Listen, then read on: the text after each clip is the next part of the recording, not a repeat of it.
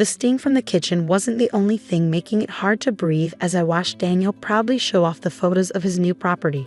3 bedrooms, oceanfront view, private beach access, all supposedly purchased with the profits from my grandmother's recipes. "Isn't it amazing, Sophie?" he asked, scrolling through more pictures on his phone. "And it's all thanks to your cooking." My name is Sophie Chen, and at 42, I thought I knew everything about running a successful restaurant.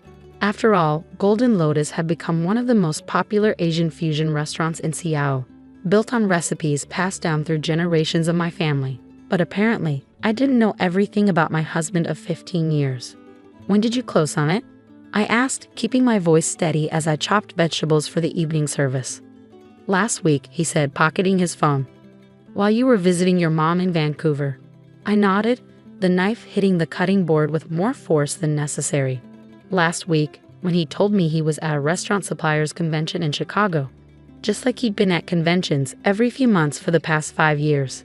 "It's a great investment," he continued, oblivious to my tension. "We can rent it out when we're not using it. I've already listed it on several vacation rental sites." The kitchen door swung open as Maria, my head waitress, poked her head in. "Sophie, there's someone here to see you. Says it's important." I set down my knife, wiping my hands on my apron. "Can it wait? We're opening in an hour." She says she's come all the way from Florida. Florida, where Daniel's conventions always seem to be held, where large sums of money from the restaurant's accounts mysteriously disappeared to every month. Where, as I'd recently discovered, Daniel had another wife and 2 children. "I'll handle the prep," Daniel offered. "You take care of this." Of course he would. He'd been handling a lot of things lately. The accounting, the banking, the supplier payments. All while I focused on the kitchen, trusting him to manage the business side of things. What a fool I'd been. In my small office above the kitchen, a woman waited. She was younger than me, maybe mid-30s, with carefully styled blonde hair and expensive-looking clothes. My heart clenched as I recognized her from the photos I found hidden in Daniel's desk drawer. "Mrs. Chen," she said, standing as I entered. "I'm Jennifer. Jennifer Thompson." Thompson. Daniel's other surname, the one he used in Florida. The one that appeared on mortgage documents and school registration forms for children I'd never met. "Please sit," I said, closing the door behind me. "How can I help you?" She twisted her wedding ring, identical to mine, nervously. "I think we need to talk about Daniel." For the next hour, Jennifer laid out a story that would have seemed impossible just a few months ago. How she'd met Daniel at a restaurant conference in Miami 6 years ago. How he told her he was a successful restaurant consultant. How they'd married 5 years ago and had 2 children, all while he maintained his life with me in Seattle. "I found the papers last month," she said, pulling out a folder. "Bank statements, transfer records. He's been taking money from your restaurant to support us." When I confronted him, he promised to explain everything, but then he disappeared. That's when I started digging and found out about you. I looked at the documents spread across my desk. Bank transfers, property deeds, school tuition payments, all funded with money from Golden Lotus. My restaurant, my family's legacy. "How much?" I asked, my voice barely a whisper. "Over $2 million in the past 5 years, Jennifer replied. "But that's not why I'm here. There's something else you need to know." She pulled out another document, a life insurance policy. My life insurance policy, taken out by Daniel 3 months ago for $5 million. "I found this in his office," she said. "Along with these." She handed me a stack of printed emails between Daniel and someone discussing accident scenarios and untraceable methods. My hands shook as I read through them. My husband wasn't just a bigamist and a thief. He was planning to kill me. A knock at the door made us both jump. "Sophie," Daniel's voice called. "The prep's done. We're ready to open." I met Jennifer's terrified eyes across the desk. "Just a minute," I called back, quickly gathering the documents. "What do we do?" Jennifer whispered. I thought about my grandmother's recipes, about the restaurant she dreamed of opening but never had the chance to. About how Daniel had taken all of that, our success, our money, our trusts, and used it to build another life. "We make him pay," I said, my voice hardening. "For everything." Down in the kitchen, Daniel was humming as he wiped down the prep station. He looked up as I entered, smiling that same smile I trusted for 15 years. Everything okay? He asked. I forced myself to smile back. Perfect, just someone asking about catering. He nodded, already turning back to his work. Great. Oh, by the way, I need to head to Florida next week. Another convention. Of course, I said, picking up my knife. Whatever you need. He had no idea what was coming. But he would. The next week moved at an excruciating pace. Every morning, I watched Daniel pack for his convention, knowing he was heading to his other family. Every night, I stayed late at the restaurant, meticulously documenting every financial record I could find. Jennifer and I spoke daily, sharing information through secure email accounts we created. She'd moved out of their Florida home, taking the children to stay with her sister. We were both playing our parts, the unsuspecting wives, going about our normal routines while building our case. I found more accounts, she told me during one of our late-night calls. He's been moving money through at least 3 different banks. I was in my office above the kitchen, surrounded by printouts and sticky notes. Send me the details. I'll add them to the evidence file. The evidence file was growing thick. Bank statements showing systematic theft from Golden Lotus. Property records for houses and cars bought with stolen money. Even recordings of phone calls where Daniel slipped between his 2 lives, telling each of us different versions of the same lies. But it was what I found in the restaurant's basement storage that changed everything. I was looking for old tax records when I discovered a hidden compartment behind some shelving. Inside was a laptop, one I'd never seen before, and several USB drives. You need to see this, I texted Jennifer, immediately uploading the files I found. They weren't just financial records. Daniel had been running a complex money laundering operation through both the restaurant and his Florida properties. The stolen money from Golden Lotus was just part of it. He was cleaning money for some very dangerous people. This is bigger than we thought, Jennifer said when she called back. Sophie, these people, they're not just criminals. They're organized crime. My hands shook as I scrolled through more documents. The restaurant, he's been using my family's restaurant to clean their money. That's not all, Jennifer continued. I found emails about the insurance policy. They're not just planning an accident. They're going to use it to take control of Golden Lotus completely. Once you're gone, Daniel gets everything. I thought about my grandmother's face when she'd given me her recipe book on her deathbed. Promise me, she'd said, that you'll keep our legacy alive. We need help, I said finally. Professional help. That's how we met Marcus Chen, no relation. A former FBI agent turned private investigator who specialized in financial crimes. He took one look at our evidence and immediately brought in his contacts at the FBI's white-collar crime division. This is a major operation, he explained during our first meeting. Your husband isn't just committing bigamy and theft. He's involved in international money laundering. The people he's working with, they're on multiple watch lists. What do we do? Jennifer asked, clutching her coffee cup like a lifeline. Marcus leaned forward. We build the case carefully, document everything, and most importantly, we let him think he's winning. So that's what we did. For the next 2 weeks, I played the perfect wife. I smiled when Daniel talked about his business trips. I didn't question the financial discrepancies he explained away so smoothly. I even started talking about taking a vacation, giving him the perfect opportunity he seemed to be waiting for. We should go somewhere quiet, he suggested one evening as we closed up the restaurant. Maybe that beach house. Just the 2 of us. I forced myself to smile. That sounds perfect. When were you thinking? Next month. After the big charity dinner we're hosting. The charity dinner. Another one of his schemes. We discovered he was using these events to move large sums of money through fake donations. I'll start planning, I said, kissing his cheek while my stomach churned. That night, after Daniel was asleep, I met with Marcus and Jennifer at a quiet diner across town. He's making his move, I told them, spreading out the latest documents I'd found. The charity dinner, then the beach house trip. That's when they're planning to do it. Marcus nodded grimly. We've identified his contacts in the organization.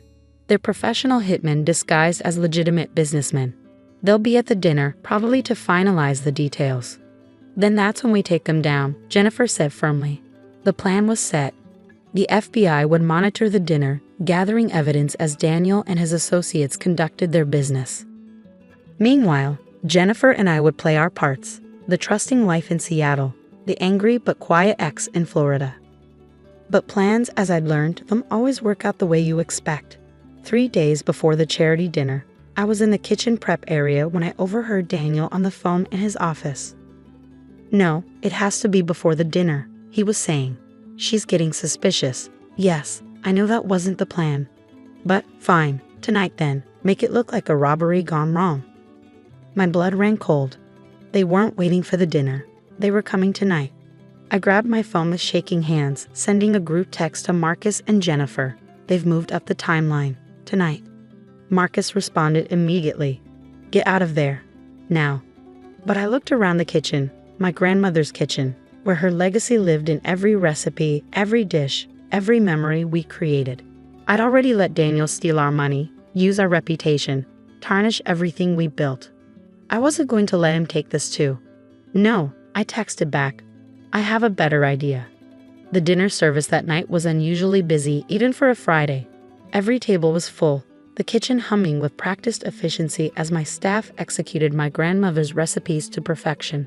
If anyone noticed that I'd assigned Daniel to handle the front of house, keeping him away from the kitchen, they didn't mention it. I called in every favor I had. Mixed in with our regular customers were FBI agents posing as diners.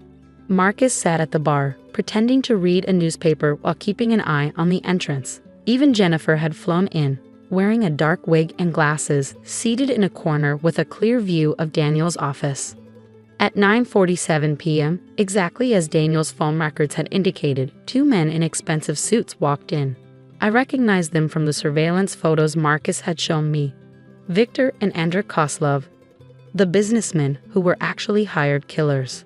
"Mr. Thompson's associates are here," Maria whispered as she passed me in the kitchen. I nodded, my hands steady as I plated an order of my grandmother's famous honey walnut shrimp. "Show them to the private dining room." Through the kitchen window, I watched Daniel greet them warmly, leading them to our small private dining area in the back, right where we wanted them. "Everything's ready?" I asked Marcus via the hidden earpiece he'd given me. "All set," he confirmed. "Surveillance is up and running. Audio's crystal clear." I'd spent the afternoon setting up hidden cameras and microphones in the private dining room. More importantly, I prepared something special for our guests. "Your usual table is ready, Mr. Koslov," I heard Daniel say, "and I've had the kitchen prepare something special, off-menu." That was my cue. I picked up the tray I prepared personally and headed out to the dining room. "Gentlemen," I smiled, setting down their plates. "My grandmother's secret recipe. She only made it for very special guests." Victor Koslov raised an eyebrow at Daniel. "Your wife cooks." "Sophie runs the kitchen," Daniel said smoothly. "I handle everything else." "Everything else," I repeated, meeting his eyes. "Like the books, the accounts, the money laundering?" The color drained from Daniel's face. Victor and Andrew stopped eating, their hands moving toward their jackets. "I wouldn't," I said calmly. "The FBI has been recording everything since you walked in. And those symptoms you're starting to feel, that's not food poisoning, just a mild sedative. Courtesy of my grandmother's other secret recipe." Victor tried to stand but swayed, grabbing the table for support. Andrew's head was already drooping. "You," Daniel started, but his speech was slurring. "What did you?" "Amazing what you can hide in a complex sauce," I said, watching as all 3 men slumped in their chairs. "Don't worry, you'll wake up in federal custody." On cue, FBI agents emerged from their positions around the restaurant. Marcus approached with handcuffs as other agents secured Victor and Andrew. "Sophie Thompson," Daniel mumbled as agents cuffed him. "You're going to regret this." "It's Sophie Chen," I corrected him, "and no, I won't." The next few hours were a blur of FBI interviews and evidence collection. The agents were particularly interested in the laptop from the basement, which contained detailed records of the money laundering operation. Jennifer appeared at my side as they led Daniel and the Koslov brothers away. "Is it really over?" I nodded, watching the patrol cars pull away. "Almost. We still have to deal with the legal aftermath, but they have enough evidence to put them away for a long time." The restaurant was empty now, except for the forensics team finishing their work. I walked through the dining room, straightening chairs and adjusting table settings, small acts of normalcy in a night that had been anything but normal. In the kitchen, I found Maria and the rest of my staff waiting. "Is it true?" Maria asked. About Mr. Thompson and the money laundering? I took a deep breath. Yes, but that's over now. What matters is that Golden Lotus is safe and clean. What happens next? Someone asked. I looked around at these people who had become my family, at the kitchen that held so many memories. We keep cooking, we keep serving. We keep my grandmother's legacy alive, the right way. 6 months later, I stood in front of the restaurant watching as workers installed the new sign, Golden Lotus, established 1992, Chen Family Kitchen. The criminal trials had ended with guilty pleas all around. Daniel and the Koslov brothers were facing long prison sentences. The FBI had helped recover most of the stolen money, and Jennifer's children would be provided for through a victims' compensation fund. More importantly, Golden Lotus had not just survived, it had thrived. Our reputation for excellent food and honest business had only grown stronger after the story came out. Your grandmother would be proud, Jennifer said, standing beside me. She had moved to Seattle with her kids, taking over the business management of the restaurant, properly this time. I touched the worn recipe book in my apron pocket, my grandmother's legacy protected at last. She always said that good food brings truth to the surface. That evening, as I worked in my kitchen, my real kitchen, not the one Daniel had tried to steal, I thought about everything that had happened. The betrayal, the danger, the fear, but also the strength I'd found, the family I protected, the legacy I preserved. Maria appeared at my side, holding a familiar-looking dish. Special order, she said with a smile. Table 12 wants to know the secret to your sauce. I laughed, reaching for my spices. Some secrets, like some legacies, were meant to be kept in the right hands. After all, as my grandmother always said, the true measure of a recipe isn't just in its ingredients, it's in the love and honesty you cook it with. And Golden Lotus had plenty of both to serve.